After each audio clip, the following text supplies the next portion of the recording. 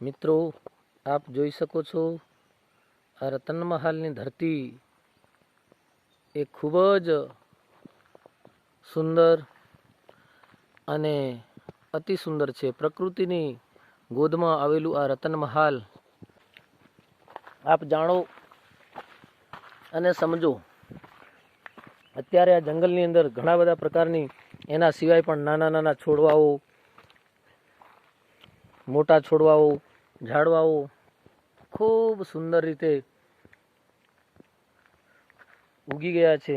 અને આ એક બીજો છોડવો છે, વેલો છે, એને કાંદો કહેવાય છે, કડવો કાંદો.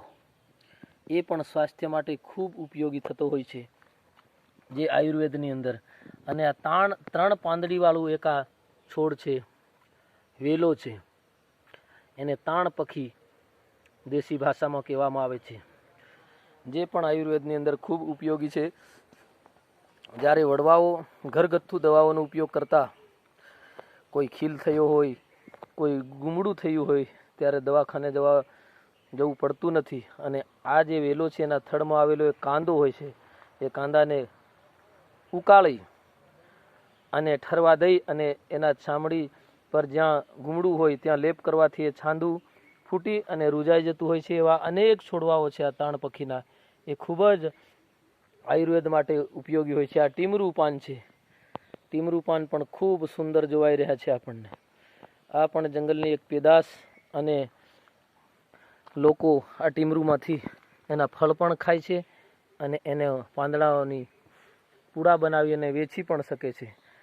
એક આ જંગલી એક બીજું છોડ જોવા મળે છે આપણને, આપ જોઈ શકો છો, જેને વિગોરી કહેવામાં આવે છે. એ પણ સ્વાસ્થ્ય માટે ખૂબ ઉપયોગી હોય છે.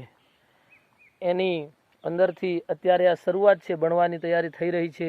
એનું ફૂલ છે, એમાંથી દોડી મકાઈની ડોડાની જેમ એમાંથી દાણા આવશે, અને એ દાણા પાકશે, અને એ દાણાને એનું શાક બનાવવામાં આવે છે, એની કઢી બનાવવામાં આવે છે.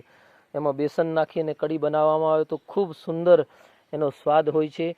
સામે આપ જોઈ શકો છો એક બીજો પણ છોડવો છે, એ પણ આ વિગોરીનો છોડવો છે.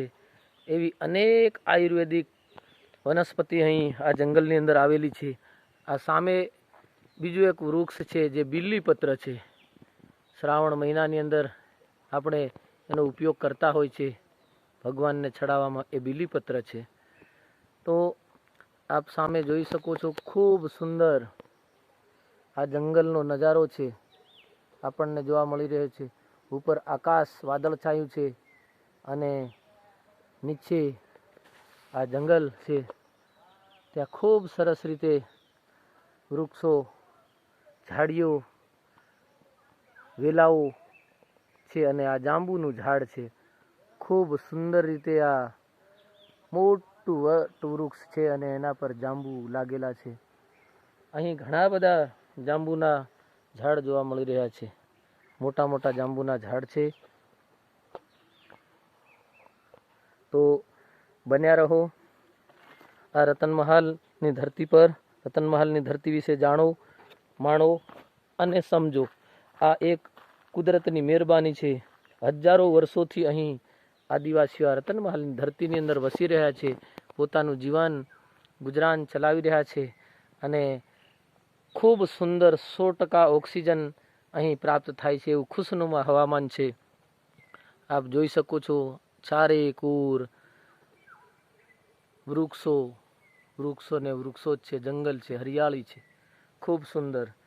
જય જોહાર, જય આદિવાસી.